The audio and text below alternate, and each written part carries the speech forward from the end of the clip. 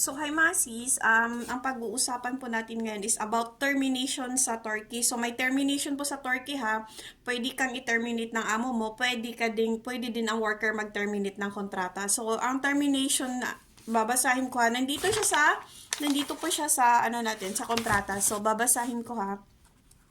Each party may terminate this contract by giving 1 month notice in writing or in line of notice the payment of 1 month wage immediately upon departure of the domestic worker. In the event of termination of this contract, the employer and the domestic worker shall notify the Philippine Embassy and the Ministry of Labor and Social Security in writing 3 days of the date of termination. A copy of the other party's written acknowledgement of the termination shall also be forwarded to the Philippine Embassy and the Ministry of Labor and Security. Termination due to illness. Either party may also terminate the contract on the grounds of illness, disease, or injury suffered by the domestic worker where the latter's continued employment is prohibited by the law or is prejudicial to his or his health as well as to the health of the employer and his of her household. The employer shall shoulder the repatriation expenses. So, termination by employer. The employer shall terminate the domestic worker's contract of employment for any of the following just causes. Number 1, serious misconduct. Number 2, the domestic workers' wishful disobedience of the employer's lawful orders. 3, domestic workers neglected of her duties and responsibilities. 4, the domestic workers duly documented and validated violation of the laws and regulation of Turkey.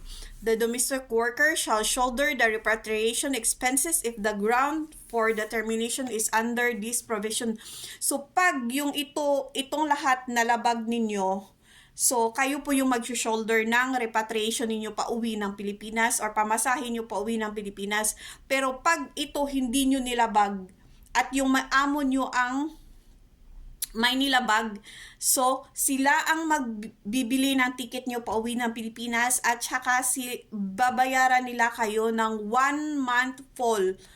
Babayaran kayo ng 1 buwan ninyong sweldo bago kayo uuwi sa Pilipinas, okay? Dapat kasi binabasa natin mabuti yung mga kontrata natin para alam po natin kung ano po yung mga rights natin dito pagdating sa Turkey, okay? So, ang termination po ng domestic worker is may po din sila dito, may nakalagay din sila dito na mga rules. Ang mga amo may rules din sila na pwede nilang i-terminate ang worker if ganun ang ginagawa. Ang mga worker naman is meron din tayong So, termination by the domestic worker. Babasahin ko ha. Termination without cause. The domestic worker may terminate the contract without cause by serving them a written notice to the employer at least 1 month. So, mag-send ka ng notice sa employer mo 1 month kung gusto mong i-terminate yung contract mo. 1 month in advance without the notice, the worker shall shoulder his or her return transportation. See, pag hindi ka nag-notice ng 1 month sa employer mo, tapos gusto mong i-terminate ang kontrata, sa'yo ang pamasahe. Nakalagay dito, without the notice, the worker shall shoulder his or her repatriation transportation. So, dapat mag-notice ka talaga sa employer mo. And then, 2, termination for just a cause. So, the worker may also terminate the contract without serving any notice to the employer for any of the following reasons. So, pwede din tayong hindi mag-serve ng notice sa ating mga employer basta may mga valid reason tayo. So, ang isa na valid reason dito is if the employer or any of the member of his or her family maltreats, molest or assaults or harass the domestic worker. So, pag minamaltrato tayo, hinaharas tayo ng mga amo natin, minumulest siya tayo ng mga amo natin, pwede po tayong hindi magbigay ng 1 month termination notice, okay?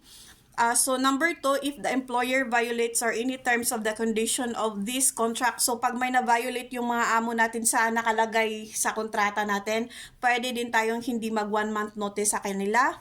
And then, if the employer does not pay the domestic worker salary for 3 months or make an unauthorized salary deductions. So, pag ang employer natin hindi tayo binayaran ng sahod or hindi tayo binigyan ng sahod for 3 months and may dinideduct sila sa mga sahod natin na hindi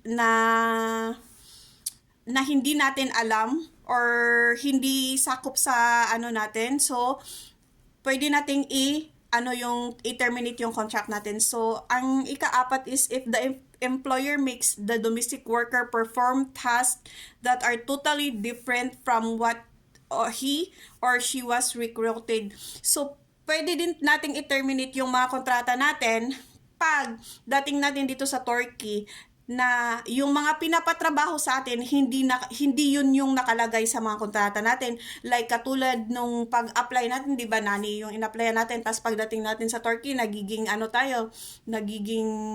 worker tayo sa restaurant or hindi yung nakalagay sa kontrata yung trabaho natin sa Turkey pagdating natin. So pwede nating i-terminate yung contract natin without 1 month notice. So, settlement of dispute between the domestic worker and the employer shall be referred by a Department of the Embassy, which shall endeavor to settle the issue amicable to the best interest of both parties. If the dispute cannot be resolved amicably, the embassy official shall refer the matter to the appropriate government authorities of Turkey for adjudication without prejudice to whatever legal actions the agreed party may take against the other party. So, ganun po. Ito lang sasabihin ko sa inyo, ha? Pag nag-apply po kayo sa ibang bansa, alamin po natin talaga yung mga nakalagay sa kontrata, alamin natin yung mga rights natin, kasi may mga rights po talaga tayo. Hindi po pwede yan na pag dumaan tayo sa gobyerno, wala tayong rights na makukuha, okay? So, dapat basa-basa lang po talaga ng mga kontrata natin. So, yun, alam nyo na, kung may nilabag yung mga amo ninyo sa mga ganun na part, pwede kayong hindi mag 1 month notice. Pero, kung wala naman, tapos wala lang, gusto mo lang umalis sa kanila kasi hindi mo na gusto mag-work sa kanila, mag 1 month notice ka sa mga amo mo. Kasi naman sa termination naman sa Turkey, pwede naman siyang pag-usapan both parties. Pwede naman siya pag-usapan pag hindi na kayo nagkakaintindihan. Kasi may mga amo din kasi na nadadaan sila sa usapan. Pero pag nag-uusap kayo ng amo mo, ng employer mo, yung mag-heart to heart to kayo, baka ma-touch din sila na, oh, ganito pala, ganyan. At saka may mga amo din kasi na willing sila i-transfer yung working permit niyo sa bago ninyong amo. And then, may mga amo din na hindi talaga sila pumapayag pa, uuwiin talaga kayo ng Pilipinas. So, wala tayong magawa sa ganyan. If ayaw niyong umuwi, may choice kayong umuwi. Pwede kayong umuwi. Walang pipigil sa inyo. Pero pag ayaw niyong umuwi, yun nga, TNT talaga ang labas ninyo. Pag once na ma-TNT na kayo, walang magbibigay ng working permit dito. Yun yung nakakapagod lang. Wala kayong makukuhang legal, bali magiging illegal talaga kayo for the rest of your life. Marami nang matatanda na dito sa Turkey na walang mga papel. Tumanda na sila dito sa Turkey na walang mga papel kasi wala talaga nagbibigay ng working permit dito. Yun yung bad side talaga ng pag dito sa Turkey kayo nag-apply. Pero ang nakaganda lang talaga dito sa Turkey, mataas ang sweldo, may day off ka 24 hours, pero sa trabaho as in, akapagod po maging nani, hindi po basta-basta maging nani. Pakahirap, pagod kasi yung mga bata dito, spoiled brat.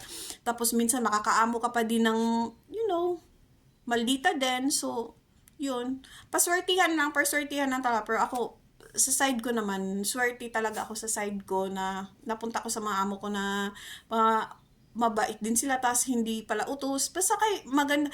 Swertihan. Ang pag-apply, swertihan talaga.